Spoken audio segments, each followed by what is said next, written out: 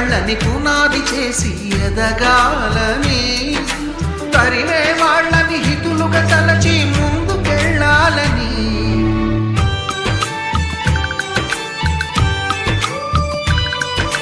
కన్నుల నీటిని కలల సాగుకై వాడుకోవాలని,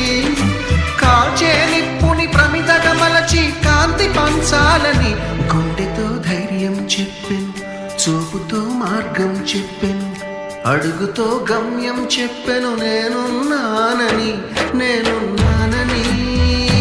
నీకేం కాదని, నిన్నటి రాతని మార్చేస్తానని.